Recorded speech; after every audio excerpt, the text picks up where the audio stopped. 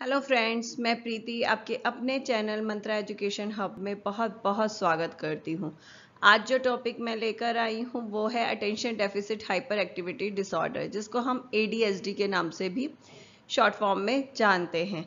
आज इस क्लास में हम उसके करेक्टरिस्टिक्स पढ़ेंगे कि कौन कौन से लक्षण या करेक्टरिस्टिक्स दिखाई देते हैं जिसकी वजह से आप पहचान सकते हैं कि ये बच्चा ADHD है। तो चलिए बिना वक्त ज़ाया किए आज की क्लास शुरू करते हैं। के बारे में हम बात करने वाले हैं वो है attention deficit hyper activity disorder, जिसको ADHD के नाम से भी जाना जाता है। साथ ही साथ इसको ADD यानी अटेंशन डेफिसिट डिसऑर्डर के नाम से भी जाना जाता है। पहले टाइम पे इसको ADD ही कहा जाता था, इसलिए आज भी कुछ लोग इसे ADD के नाम से ही जानते हैं। ये जो बच्चे होते हैं ADHD, उनके जो साइन और सिम्टम्स हैं इन अटेंशन, इम्पल्सिविटी और हाइपर एक्टिविटी एरियाज के अंदर दिखाई देते हैं, जिसके देखकर आप बता सकते हैं कि इनको ADHD हो सकता है या नहीं। ये जो बच्चे हैं नॉर्मल बच्चों की तरह ही होमवर्क करना भूल जाते हैं रोज़। क्लास के अंदर एक जगह बैठते नहीं हैं, इधर उधर भागते रहते हैं, एक्शन ले लेते हैं, किसी तरीके की एक्टिविटी कर देते हैं बिना सोचे समझे। इनको एक जगह बैठना अच्छा नहीं लगता, लेकिन जब आप डाइनिंग टेबल पे एक जगह बिठा देते हैं तो वो इधर उधर सामान फेंकना शुरू कर देते हैं, हल्ला गुल्ला मचा देते हैं। तो ये जो करेक्टरिस्टिक्स हैं एक नॉर्मल बच्चे में भी दिखाई देते हैं, लेकिन जो ADHD बच्चे में बहुत ज़्यादा स्ट्रीम में दिखाई देते हैं। और ADHD जो है एक न्यूरो डेवलपमेंट डिसऑर्डर है, जो 7 साल से पहले पहले इसके साइन और सिम्टम्स नज़र आ जाते हैं, जिसकी वजह से हम उसकी आइडेंटिफाई कर सकते हैं किसी भी बच्चे के अंदर इजली कि उसे ADHD है या नहीं है।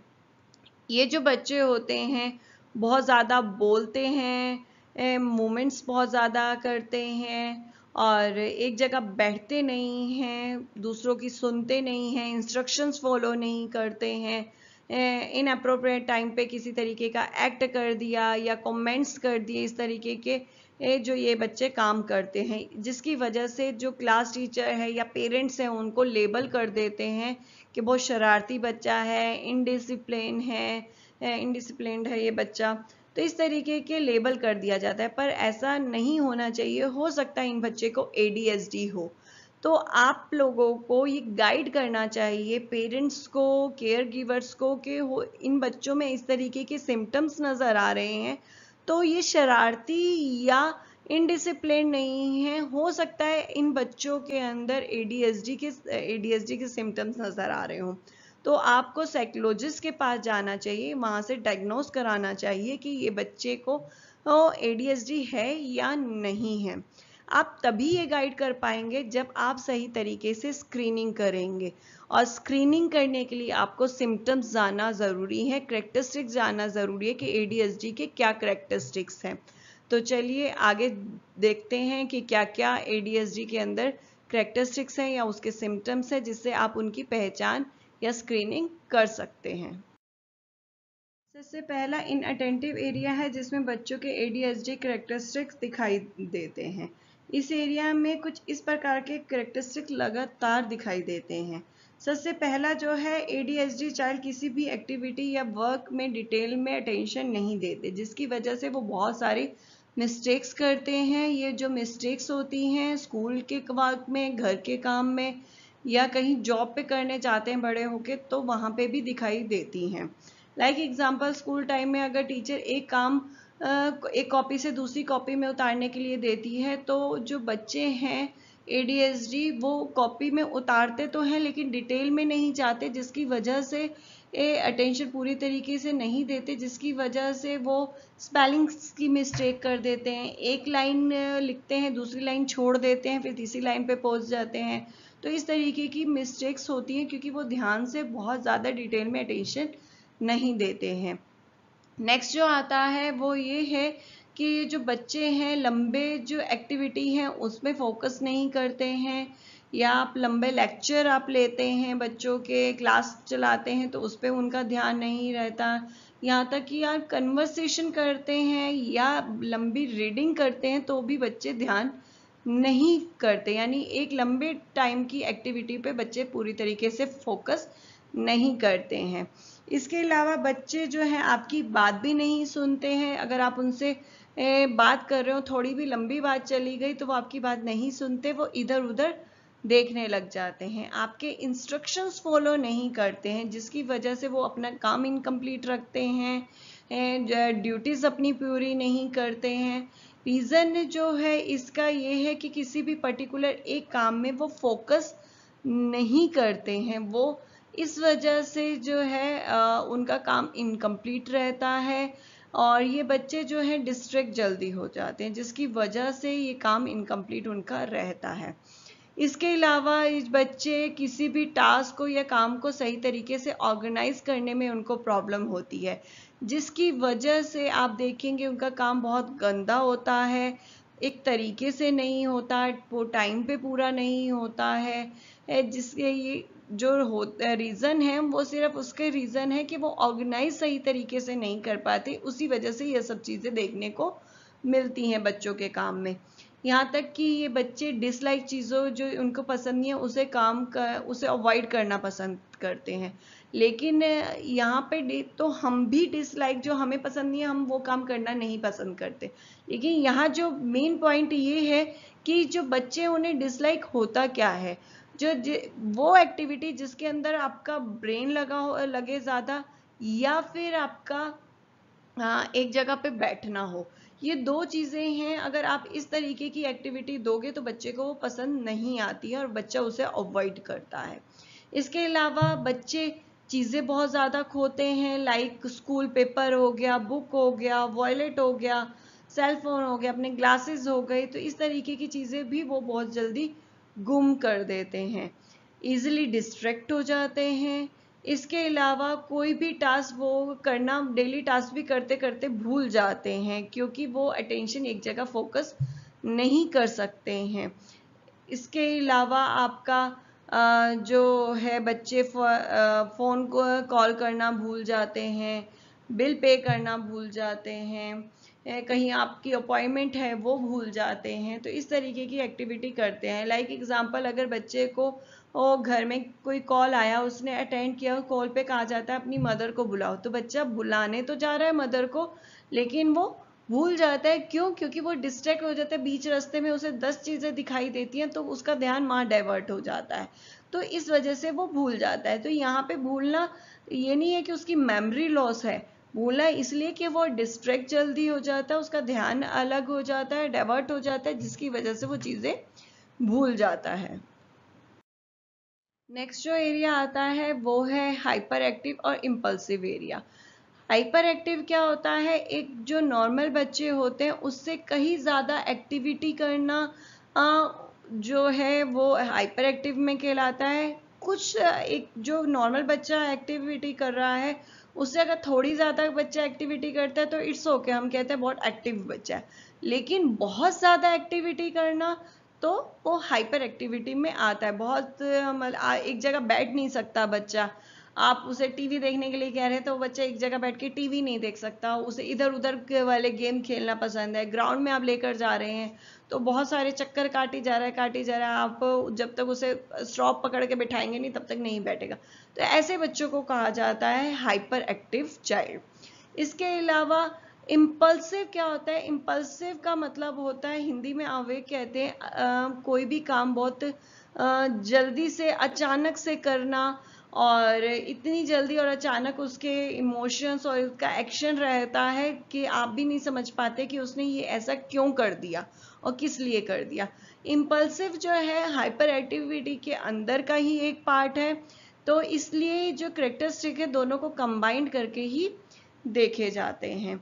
इसके अंदर जो करेक्टरिस्टिक्स आते हैं, ये बच्चे हाइपर एक्टिव और इम्पल्सिव होते हैं, तो जिसकी वजह से ये बच्चे एक जगह बैठ नहीं सकते हैं आराम से।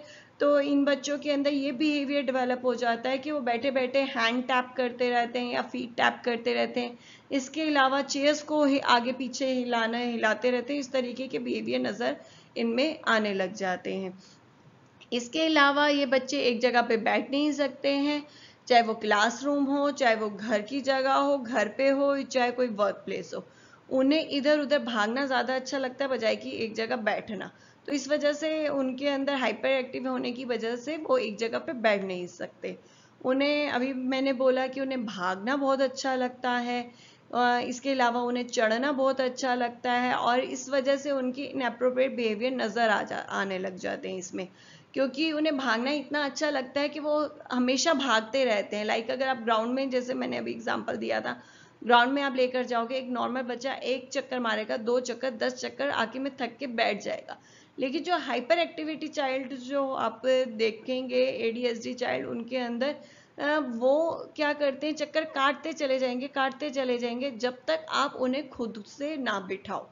या स्टेयर्स हैं, वो भी बिना किसी रीजन के अप डाउन होना शुरू कर देंगे।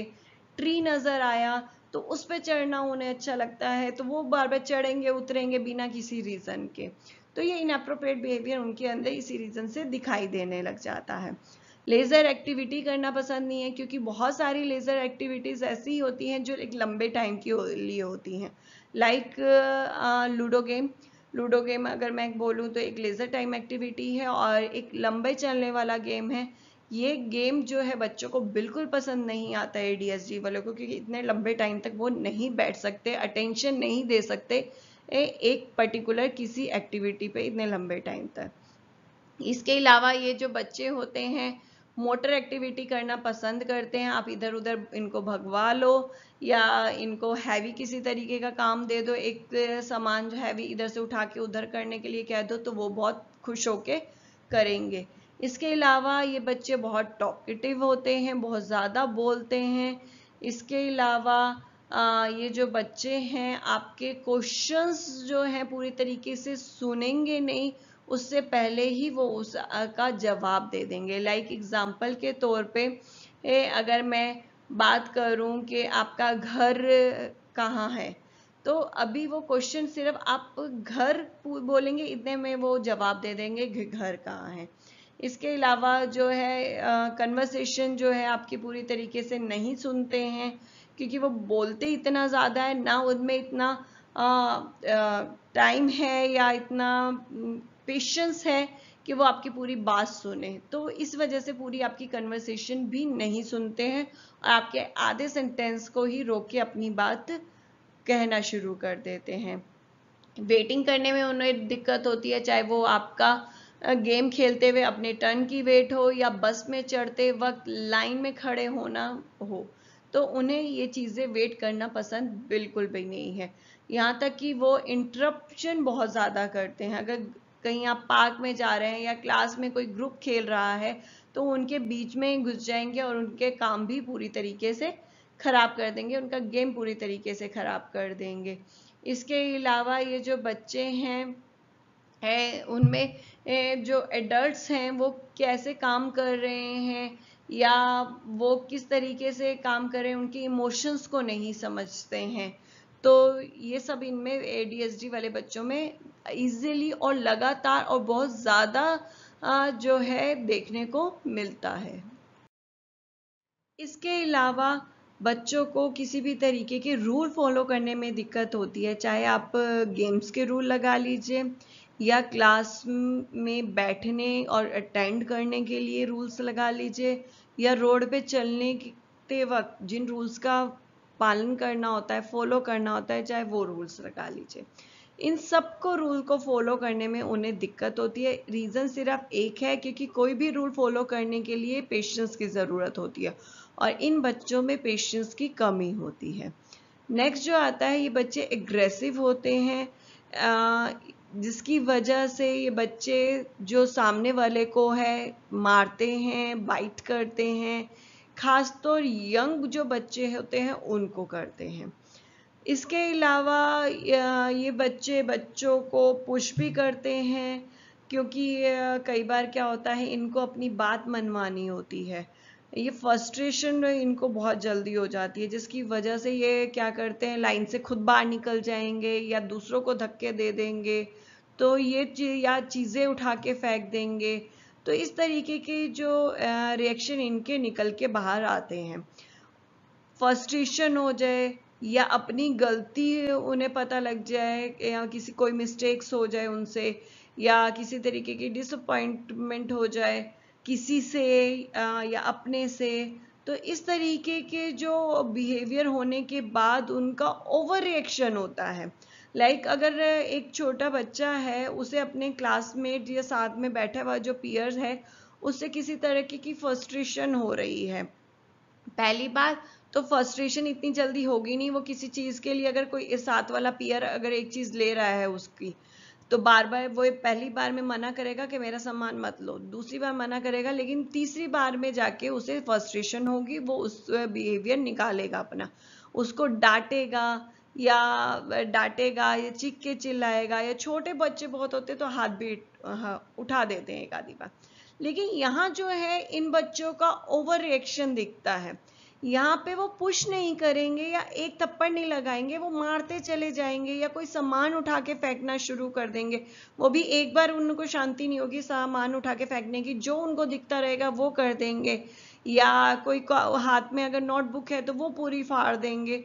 तो इस तरीके का फ्रस्ट्रेशन, ओवर रिएक्शन जो होता है वो इनका निकल के आता है।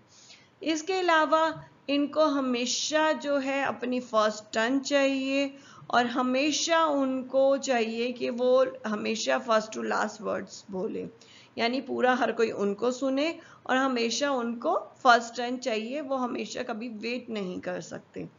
इसके अलावा जो है वो सामने वाला क्या बोल रहा है उसको समझना नहीं चाहते, या फिर आप क्या बिहेवियर करेंगे उसका औरों पे क्या इफेक्ट पड़ेगा, इस तरह की अंडरस्टैंडिंग भी इनमें कम होती है।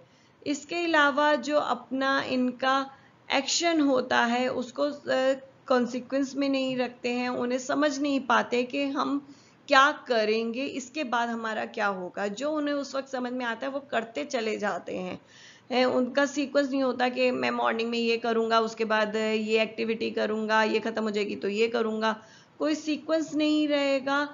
जो उनको समझ में आता रहेगा वो करते रहेंगे। अगर आप इनको खाली बैठाएंगे तो भी इनका काम है इधर उधर भागना, या इस तरीके की एक्टिविटी करना जिससे इनकी एनर्जी बर्न हो। तो ये आपको सिम्टम्स नज़र आते हैं। वही आपका जो है इन बच्चों के अंदर फ्रस्ट्रेशन को कंट्रोल करने की पावर कम होती है, टॉलरेंस नहीं कर सकते फ्रस्ट्रेशन को। इसके अलावा हाई रिस्क वाली चीज़ें इनको अच्छा लगता है करना, अगर कोई छत से कूदने के लिए कह दे तो वो भी कूद जाएंगे। इसके अलावा जो है अगर छत के किनारे पे या रस्सी पे या बाइक एक पैर पे चलाने के लिए इनको कहा जाए तो इन्हें इन एक्टिविटीज़ को करने में बहुत इंटरेस्ट आता है, तो रिस्क वाली एक्टिविटी बहुत इंटरेस्ट से करते हैं।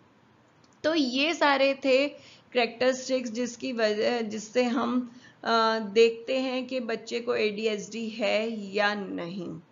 आज की क्लास यहीं ख़त्म होती है। ADHD के बारे में और जानकारी के लिए या और इन्फॉर्मेशन के लिए मैं और नई वीडियोस लेकर ज़रूर आऊँगी, जिसमें उसके कॉजेज़ के बारे में हम लोग बात करेंगे, उसके मैनेजमेंट के बारे में, एजुकेशन इम्प्लीकेशन के बारे में बात करेंगे। धीरे धीरे इन टॉपिक्स को भी मैं कवर करूँगी। उम्मीद करती हूँ आज की क्लास आपको पसंद आई होगी। अगर आज की वीडियो आपको पसंद आई है तो लाइक और शेयर करना मत भूलिएगा। साथ ही साथ चैनल को सब्सक्राइब और बेल आइकन बटन को भी ज़रूर दबा दीजिए, जिससे इस चैनल पे आने वाली सभी वीडियो की नोटिफिकेशन आपको जल्द से जल्द मिल जाए। नई वीडियो के साथ जल्द ही मिलेंगे आपके अपने चैनल मंत्रा एजुकेशन हब पर।